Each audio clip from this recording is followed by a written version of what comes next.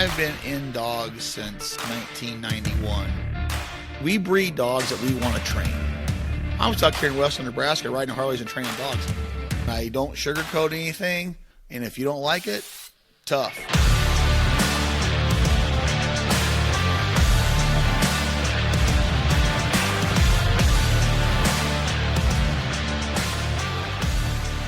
Welcome to another episode of the Flatlander Kennels podcast with Chris Jobman. It's been a little while since we've been back here. Chris and I are here, and we're going to hit a recap of the Grand, which I'm sure that you guys have been really waiting to hear. It's been a little while, and just kind of what's been going on with Chris, and also answer a couple of questions. Chris, how are you doing? It's been a while. Man, I'm doing great. It's very busy time of the year. Again, we're kind of shifting gears here at the kennel. But we're doing good. There's a lot going on right now. It's just a different deal. The Grand, this is pretty traditional for you, if I'm not mistaken. You get to the end of the Grand, you do the Master National, you do the Grand, you do vacation, and then right into full scale hunting season, right? Yeah. So usually the last event of the year, whether it's the Grand or the National, it's usually the National, but this year it was the Grand. As soon as that's over, I come home. I kind of put the trailers away, and I start our hunting season with our club and stuff, and Dan and everybody here at the kennel keeps training. And I usually go to Mexico, and we did that. We ran the Grand, went to Mexico, came home, started hunting, been training. A lot of the bigger dogs are home now. So our kennel is we don't have a whole lot of dogs right now. It's just like everybody else. They all go home, go hunting, go see family. So we got some young dogs in. We're training and building right now, and doing that sort of thing. And Dan's got all that handled, and Grant did help out a little bit on that thing for us. I appreciate his help on that because Dan blew his knee out. So he had knee surgery, and Grant Hatch came up and he helped us out on that whole deal and ran some marks and helped us train. Now Dan's coming back to work tomorrow full time, and I got the club and just going wide open.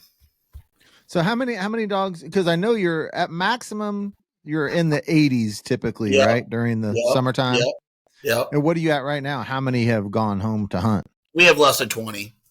Oh wow! So it's a mass exodus. Yeah, they fly out of here. We have less than 20, and they fly out of here for hunting season and everything. And then they all come back, mid-February. We start again, but so it's not as hectic as far as the training schedule and testing. Testing's done for the year. It's just now, doing our hunting and training the young dogs and taking some young dogs hunting and giving them experience and, just all those things. So I'm curious about give me your daily typical schedule. You wake up, you hunt. How does your day play out? My personal schedule now? Yeah. So I call it semi-retirement.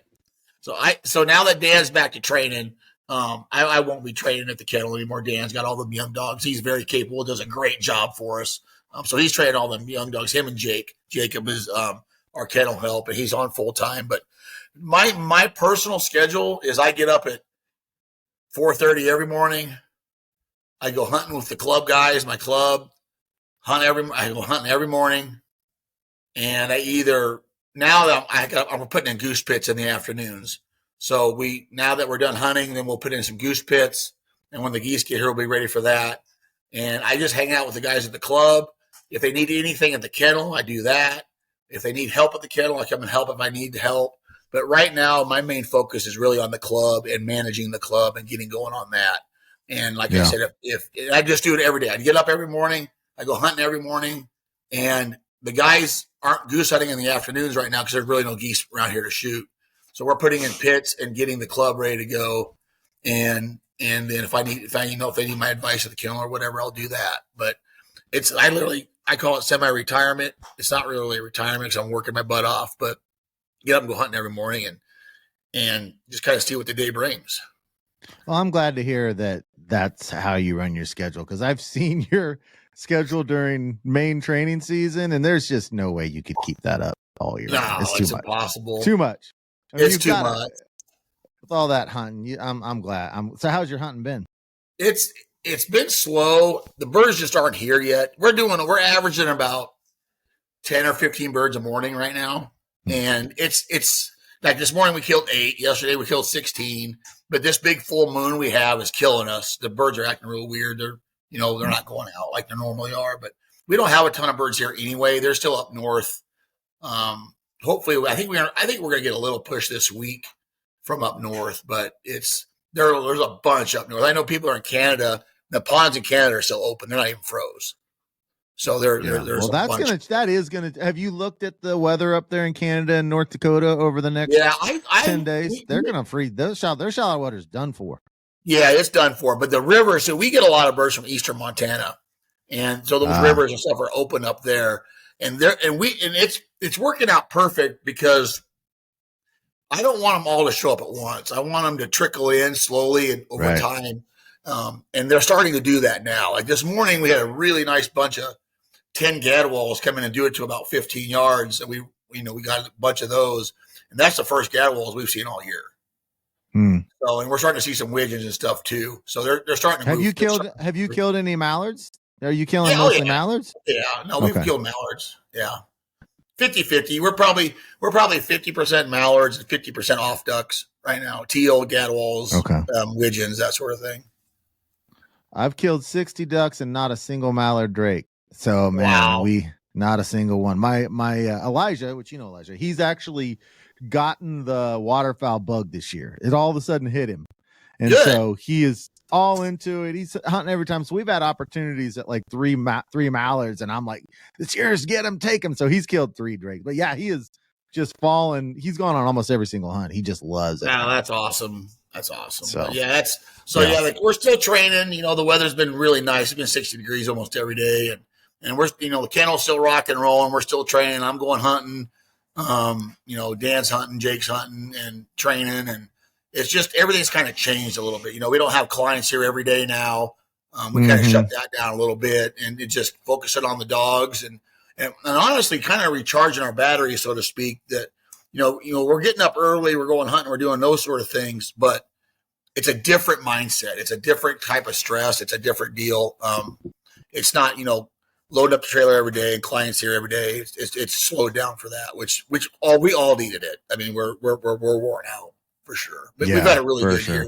We've had a really good year, so I can't complain on that. So speaking of that, let's go ahead and talk about the Grand. I know you had around a 50% pass rate, which is fantastic. Yeah, I passed 50. Great job we on took that. 24. Yeah, we took 24 dogs. I passed 12, and I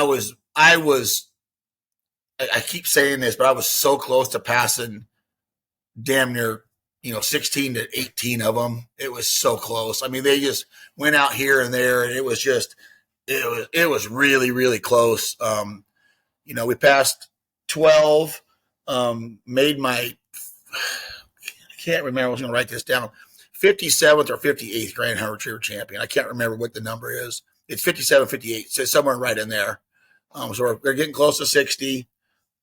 Next year in the spring Grand, if all those dogs come back, nobody gets hurt, that sort of thing. I've got 9 going for Grand titles in the spring. Beautiful. Which is a bunch. So we're really happy with that. And, Ruger Nickel, Adam Nickel's dog, Ruger, he passed the National this fall and the Grand. And that he's my 57th or 58th Grand Retriever champion. It's right in there somewhere. And he's a super nice little young yellow dog, and Georgie's sister, Linda, who's owned by Amber Everett, one of our puppies, she passed her 3rd time. Wow. So that was great. And Red didn't have a great Grand. That's Linda's and Georgie's brother.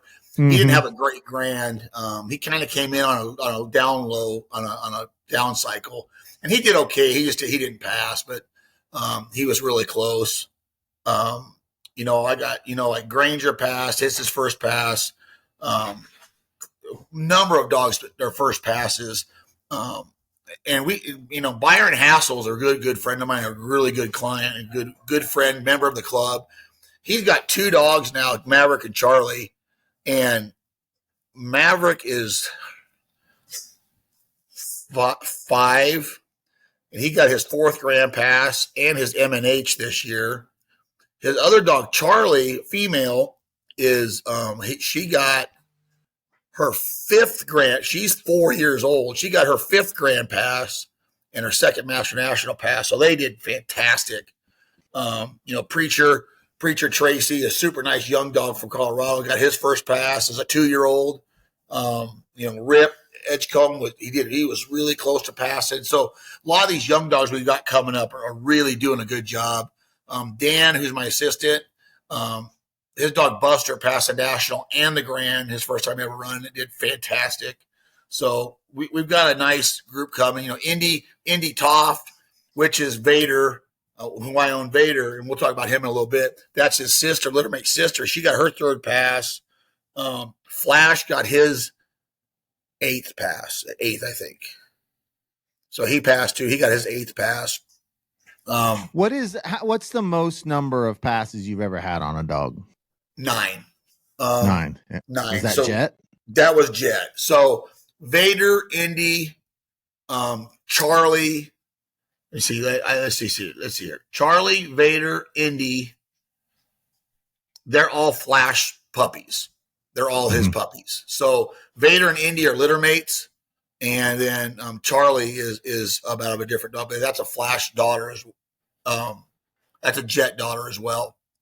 But you remember back when I was talking about, I was worried about Vader. He was the dog sticking on birds. I was worried about his career. Yes. So what I did for him was he stuck in the spring grand on me. This was his 3rd grand. He's not handling a mark yet. His other 2 grands, he's gone out for sticking. So, and just to make sure that people, if they don't know, sticking is they come back and just won't give you the bird. They will not let go of the bird. And their eyes get glazed over. They just won't let go of the bird. Right. It's a bad thing. So what I did with him is he stuck again in the spring. I ran him in a master test. He broke in the master test. And I said, you know what? I'm done. So he didn't run anything all summer. He didn't run one hunt test entire summer. So I gave up trying to qualify him for the national because he's got a master national pass as well. So I gave up trying to qualify him for the national to try to save his career. So he didn't run a test the entire summer. We worked on the sticking problem the entire summer, and that's all we did is working on that and train. And he went to this grand and pounded it. He never handled on a mark, didn't stick on a bird, and he didn't even try to stick on a bird. He just destroyed it. And so I was super happy with that. So hopefully we've saved his career because he is quote unquote Flash's replacement in my truck. So I remember before he was having that sticking problem, you went on and on and on and on about him. He's a monster. He is an absolute beast of an animal. He's not as big as Flash, but he runs as hard, and he is a fantastic animal. He's got 1 grand pass, he's got 1 national pass, he's qualified all age.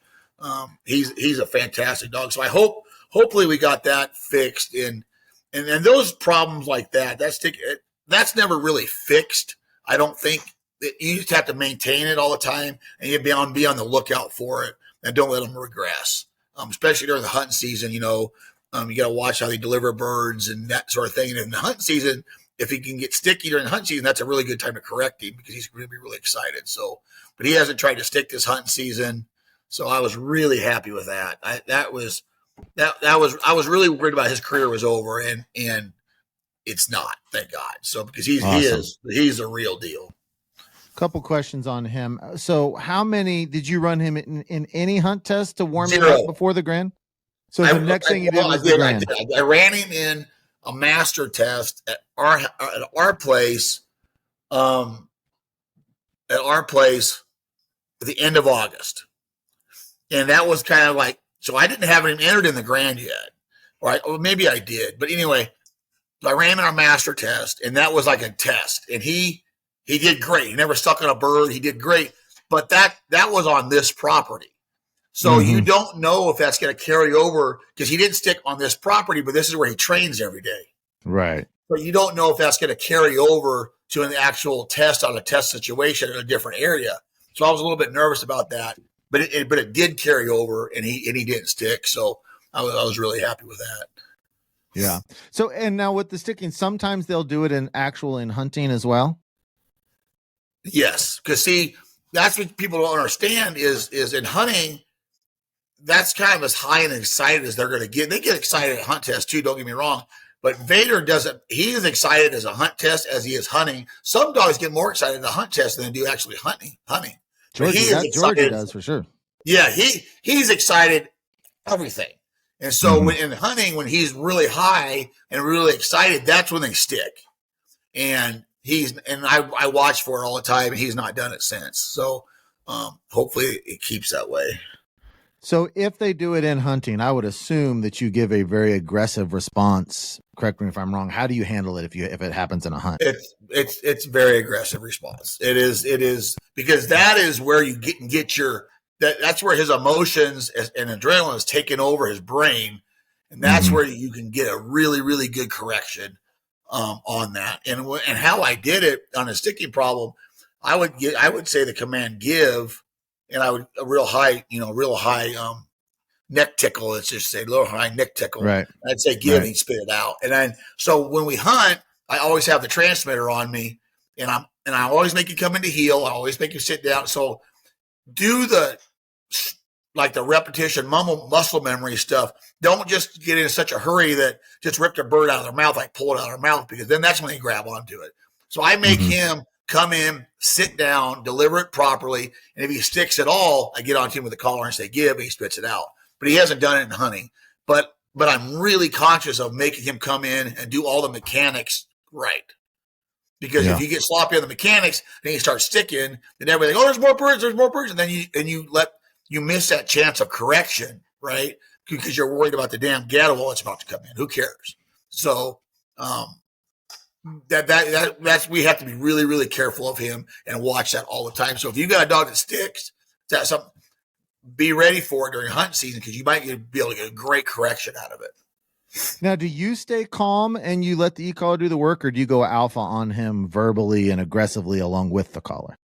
I stay pretty calm on him. Now, it's very alpha-y, but it's not screaming. It's not a big screaming match by no means. It's just a very firm give, not scream at all. It's just a firm give, but it's a high collar stimulation. I mean, I all the way to the top, say give, and he'll spit it out. So that way, when I say give, he just spits it out. So, but he hasn't stuck hunting. He won't do it hunting because he's got a collar on. But I'm always mindful of it. You're always watching for it. Yeah, I am very ready for it.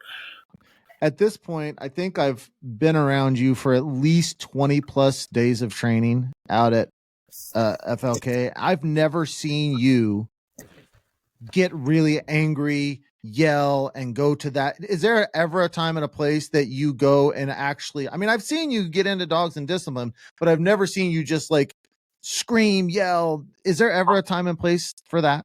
I'm not a screamer or yeller. I don't like to be around it. I don't like to hear it. I don't like people that come out and train to do it. I don't want to be around it. I don't like it. Now I will yell, like if they're barking or something, I'll yell quiet, pretty loud, but I'm not a big screamer yeller. I'm more of a speak softly, carry a big stick kind of person. So if they do that in training, because here's the thing, you want in a test, if they stick and I say give, I can't go give. I can't scream at them, right? Right. I can't do that. So I just say my normal voice give, but I have a really high collar stimulation, because you need to be even keel, because at a test you say, give, and they got to spit it out. You can't scream at them. So don't use that as a crutch in training, as you're screaming in training, because that's not how you, I'm setting him up to spit that bird out with the give command at a test with a test voice, but the stimulation on the collar is really high. Does that make sense? So you want to, you're conducting yourself in every way that you'd be able to do so during a hunt test. Correct. Because if you scream at them, now you're intimidating, right? Yeah. And there's ways to be intimidating without screaming. Like take your glasses off, look them in the eye. I mean, you can intimidate them by doing that, but I try to keep even keel, because that's what they're going to hear at a test. Right. Interesting. So, but he's a fantastic dog. I can't keep him in my damn yard though. He is an escape. I've never seen anything like it. I mean, you cannot keep him in this damn yard to save your life. And Eric Tizon owns Puck, which is his litter mate. He's the same way. And Flash, who is a Holland son, is the same way. So it's a funny story. So you got Flash the Holland son and jumps out of the damn backyard. He comes to the front door. You can't. He's freaking 9 years old. You can't keep him in the damn backyard. He's a Holland son. He just jumps that fence. Yes, he jumps out, runs to the front door, and sits at the front door. Like, really? Let me in. It's crazy. And then so now Puck and Vader are litter mates. So Eric Tizon owns Puck, and I own Vader, and they're out of Eric's dog Hope. Hope is a Holland daughter, and you cannot keep Puck or Puck or Vader in a King Kong enclosure. You cannot keep them in it. So I guarantee you that's a Holland trait from Holland. And I love Holland dogs. I would take every one of them. But you cannot keep them in a freaking yard. I mean, I watched Vader jump the 6-foot airing fence in the kennel. Oh, wow. And then he wanders off. He might be a half a mile. You don't even know where he goes. He's just wandering everywhere. Yeah. You can't keep him beneath him. He's hilarious. I mean, it's frustrating, but it's a Holland trait. It's got to be, because all the Holland dogs we got jump out of everything. Yeah. Well, I'll tell you that Vader is one gorgeous dog. I've always had females, but if I had a male, I love his body type. That's exactly the look that I would want. He's a little bit smaller. Animal. He's about 60 pounds, and he is an absolute rocket ship. I mean, he is fast out, fast back. When you come out between Christmas and New Year's, you'll get to hunt with him and see him. He's a beast. He's a beast of an animal. He's a great dog. Looking forward to it. Well, anything else on the Grand? How did Eric do? I don't know how Eric did. I'm not, honestly, I don't really know. I think he did pretty well. I think he passed 40 or 50%. I think he did pretty well, but I honestly, I don't know. I know he got his grand title on that Gideon dog, he's been trying to do that for a few years, who's an FC. And he's the first, I believe Gideon might be the first FC Grand Hunter Retriever champion MNH in history. So, and he's a nice dog, but, and then he passed, and shout out to Eric Tizon. And I got to say this because he's got that dog named Ammo that is fantastic. And that's the story. You remember when I told him, I said, hey, all you have is an HRCH master hunter. You remember that story? Yeah. That's Ammo. Yes, I do. That's Ammo. So now Ammo got really, really sick about a year ago and basically was retired and almost died. And he brought him out. He wasn't trained or nothing. He brought him out in pre-grand training, and he starts running Ammo. And Ammo, he's older and he's slower, and he's kind of, I don't want to say feeble, but he's kind of feeble. But he was getting stronger and stronger. And Eric's like, "What do you think?" I said, "Man, I'd run him," because Eric had a scratch, so he had an opening. I said, "I'd run him." I said, I go, "This is his last event. Who cares?" I said, "Run him." I said, "Let's just do it." And he ended up passing that grand. He got his 10th grand pass on Ammo, which is that's fantastic. What feat. Going from an HRCH master hunter to just an HRCH master hunter to 10 grand passes. I mean, that is unbelievable. That's phenomenal. That's unbelievable. So, hats off to Eric, because I tell you what, it was, and it was funny because, not funny, but I was really proud of both of them. And I made a point of it because I knew this was Ammo's last event. So I made a point of it to, when Eric was running Ammo, I would come up with my phone and I would video him running and take pictures. Mm-hmm. So he had a diary of Ammo's last event. So it was pretty cool. That's great. What a great dog. Very cool. 10. But yeah, it was good. 50, I always want to pass more, but 50% is good. And the Grand did a great job. They had a little bit of higher pass rate at this Grand than normal. And I think the one that we've been talking about it for a while about why we think that is. And a couple of different things in my mind stick out is they finally let us, we can use our hat to cast. That was always a rule at the Grand. You couldn't use your hat. So these low light conditions, or if the sun was in a bad place or a higher cover, we used our hat to cast on the blinds, and the dogs saw us very well. They ran really good blinds because they could see us. That was one of the things. So hats off to the Grand for finally getting out of 1985 and letting us use our hats. They did a great job.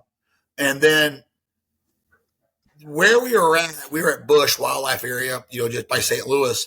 And the test that we ran, the Grand did a really good job of dogs being able to see the marks, like skylining a bird, and the dogs could see the marks. Now, there was a few tests where early in the morning or in the evening, the birds are really, really hard to see. But for the most part, the dogs saw the birds really well, and they marked really well. And they did a really good job of that. So I think that contributed to a lot. Those little things really help, contributed. And, the judging was good.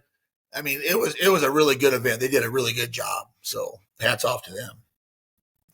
Well, great. Well, let's move on. We've got a few questions here. And guys, we are out of user questions now. So if you guys want us to answer more of your questions, going over to the Facebook group, the Flatlander Kennels podcast Facebook group, and put your questions over there, because we have gone through them all and we love hitting those Q&A topics. So we've got 4 of them here. You ready to hit these? Let's do it.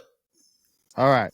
So 2 of them are from Joe Hayes. So we're going to do one of his, and then I actually have 2 from friends of mine that came to me with questions, and I'm like, you know what? In a couple days, we are going to do a Q&A, so let's ask someone that actually knows versus someone that's just guessing. So, so here we go. This one's Joe Hayes. Let me think how to ask this. Do you think these high drive dogs that are way crazy and excited on the line are just overexcited about everything is bred into the dog, or is it that our breedings have gotten so good that we introduce way too much excitement to them as a puppy, getting them bumper crazy? I guess what I'm asking is there something as amateur owners we need to do or not do with pups to keep from turning into a super crazy dog, or is it just stay on top of obedience or something to watch the parents run trials or tests before picking a litter? Good question. That's a hard question. And I think we are breeding 100%. We are breeding a lot more high power, high drive, quote unquote, crazy dogs. That is a fact. Everybody likes to watch a dog run fast and tear it up. There's no question. But I also think on that spectrum, a lot of those dogs are really naturally gifted, and they're just naturally good dogs. And I think what ends up happening is a lot of I have some of the wildest crazy dogs here that you could think of, but they set the line really nice and they do great work because we hold a really high standard, right? And I think one of the biggest contributors to that is this has drove my clients nuts for years, but I don't like to run a dog unless it's mentally ready, right? Mentally ready. What I mean by that is they sit at the line, they heel to the line, they're good in the holding blind. They're not trying to rip the damn thing down. They're mentally ready, right? Physically, they could be ready. Talent-wise, they're ready, but mentally, they're not. It's like throwing a 16-year-old in a strip joint. Looks like a man, but it's going to be a bad deal. I say that 100 times. But so I think a lot of people, what they do, especially some amateurs or some pros that need some dogs to run, I think they push these high drive dogs into the hunt test situation and hunting too fast. So their emotions and their adrenaline are overriding their brain. And now you've got this crazy dog. Now you've made this dog test-wise or hunting-wise, and they're so crazy that you can't control them. And that is the handler's fault, because you've pushed them to that point and you put them in a situation they're not ready yet. They're just not ready. It's sensory overload, and they can't take it. So I think these high drive dogs, and yes, there's some of them that are too much. And we call some of these dogs, we call them pro dogs. That's a pro dog. So that dog is too much for an amateur. It's a pro dog. Like a Ferrari is too much for a 16-year-old. I mean, it's a pro dog. It's a pro car. So some of these dogs are pro dogs. And unless you have a really, really, really good amateur, they're going to struggle with a dog like that, because the dog is outthinking them. They're too fast, and the handler's not experienced enough to handle a dog like that. And like I said, I think they're putting him in those situations too soon mentally. And even hunting situations. Like we talked about Blitz a few podcasts ago, who is a incredible animal, 3-time grand champion, M&H, one of the best dogs we've got in the kennel. I mean, he's incredible. But Bill will tell you, Blitz is kind of crazy. He can creep. He can mouth birds just a little bit. And then we talked about on the podcast that he took him hunting really, really young, like teal hunting and dove hunting, and he started chewing on birds. He wasn't mentally ready yet, right?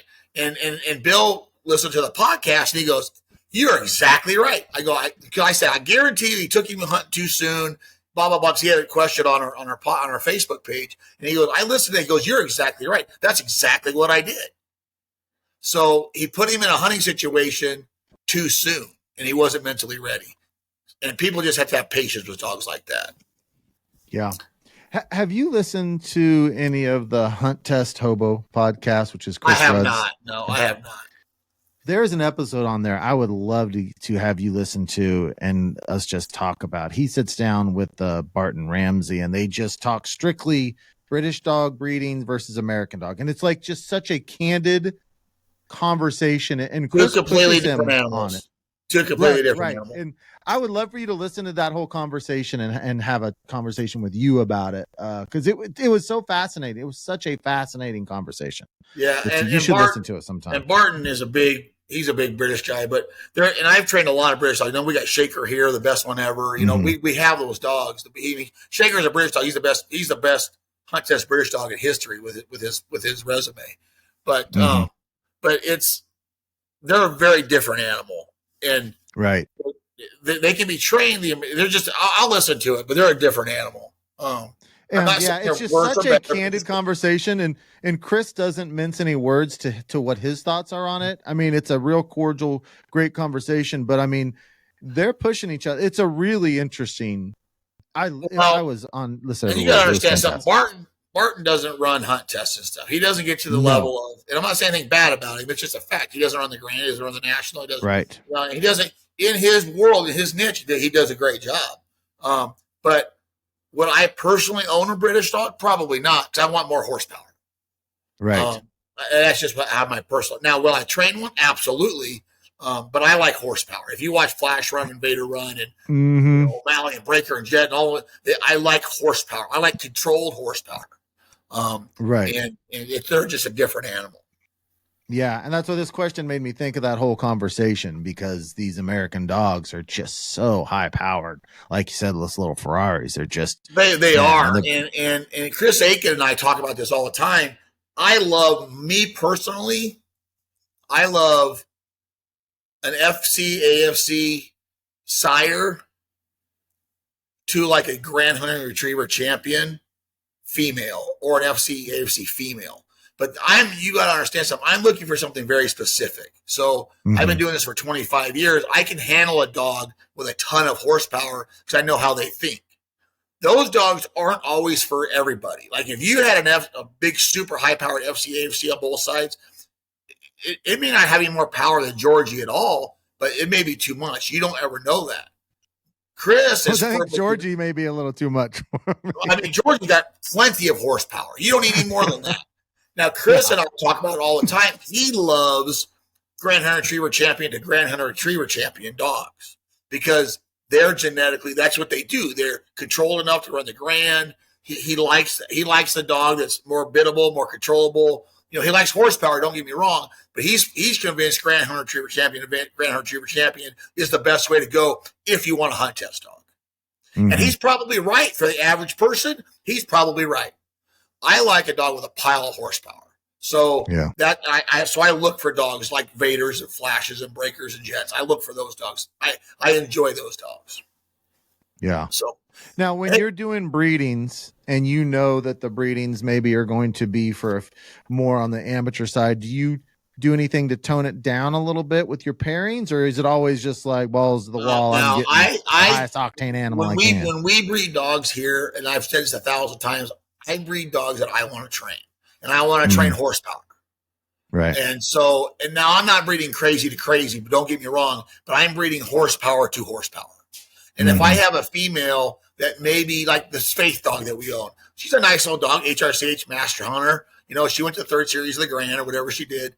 She's a little bit more conscious of what's going on around her. She's a little bit more nervous. She's a little bit more, she's just a kind of I don't want to say spooky, but she's quote unquote kind of a spooky female. Now, when I breed her and have puppies, I'm going to breed her to horsepower. So I want more. So I want her horsepower to come into her puppies because I think that's what she needs. She needs just a little tiny bit more horsepower. So I'm going to breed those to do that. And by horsepower, you're talking fast, athletic, enthusiasm, spirit. Yes. I just want them to train. When I say horsepower, they don't necessarily have to be overly like crazy fast. I personally like a dog that's fast out and fast back because I hunt the North Platte River, and that's what we need. When I say horsepower, I'm talking about a dog that comes out of the trailer every day and gives 100% every day. Right. You know, they're not pouty, bitchy, mopey. They just want to train every day. And if they screw up because they're trying. They're not screwing up because they have a voice. They give you 100% all the time, as much maximum effort.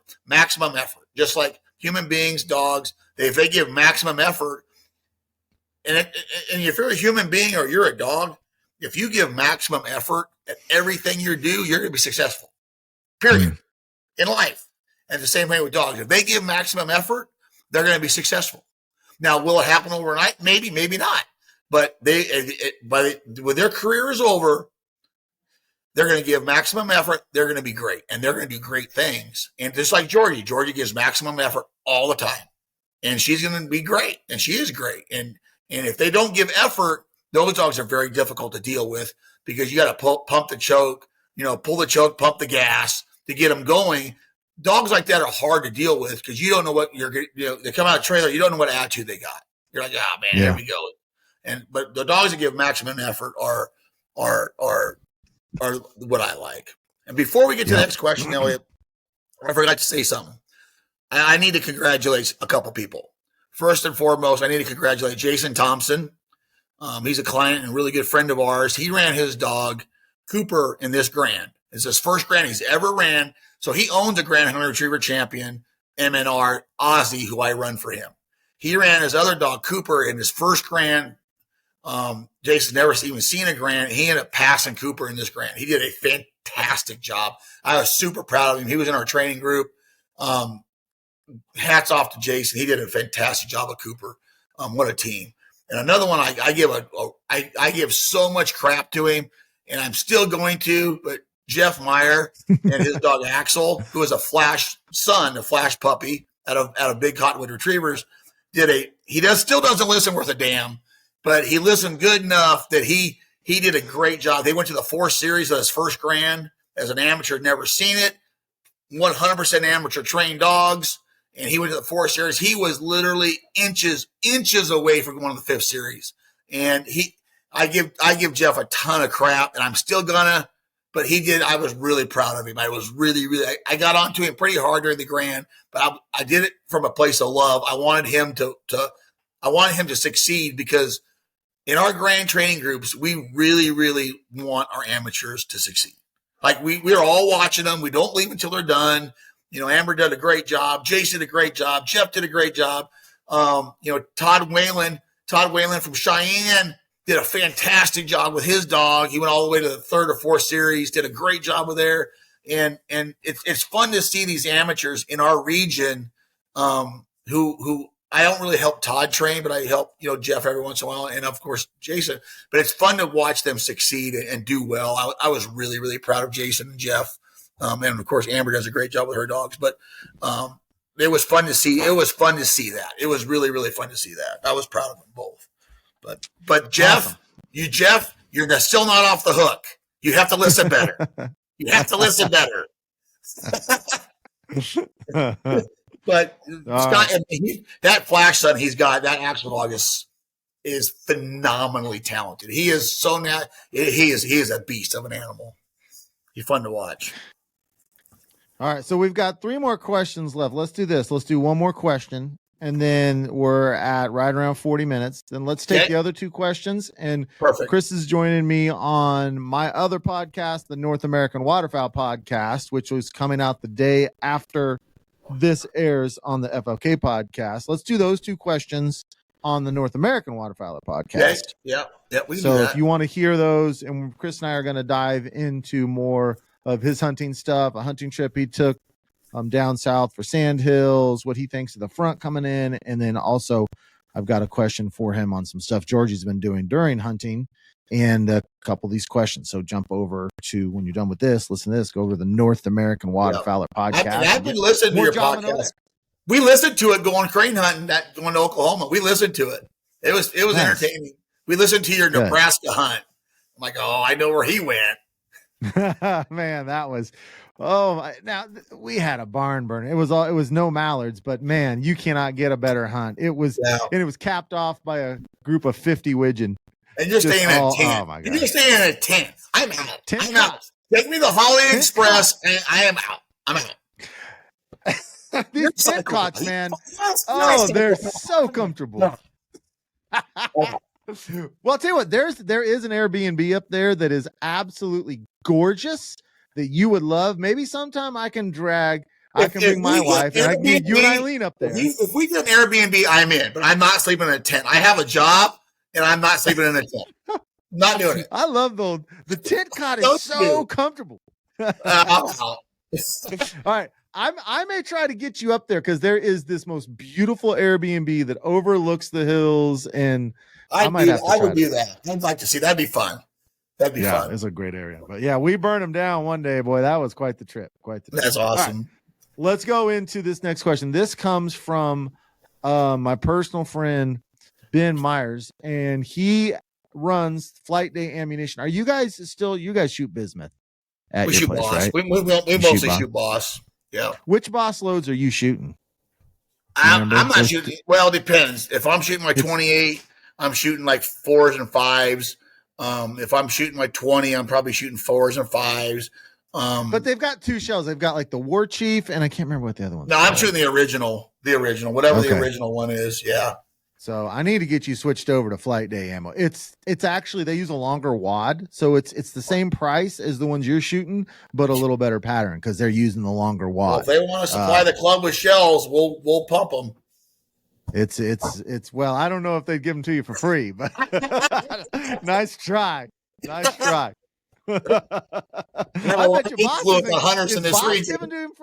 Are you getting them from Boss for free? I cannot confirm or deny that. All right. So it's the owner of Flight Day Ammo, and he's got an older dog, and so he's looking to get a younger one. And his older dog, he didn't really put a lot of training effort into the dog. So it is extremely vocal until it retrieves a duck. I mean, like screaming vocal. So this is the question from the owner of Flight Ammo. Yes, it's a question. Now he's got some incredible private family land. It's flooded timber in Missouri. I've been down. This place is spectacular. Well, a couple cases of shells for free to test out goes a long ways in answering questions. Well, I can't vouch any shells from I can give you his number and you can have a big talk with him. He's quite the character. So I'd love to hear that whole conversation between you and him because he's a character. But man, he's got the coolest flooded timber ground in Missouri. It's so this cool. Dog, he just never put as much effort. I mean, the dog's almost steady and that type of dog. And how old is it?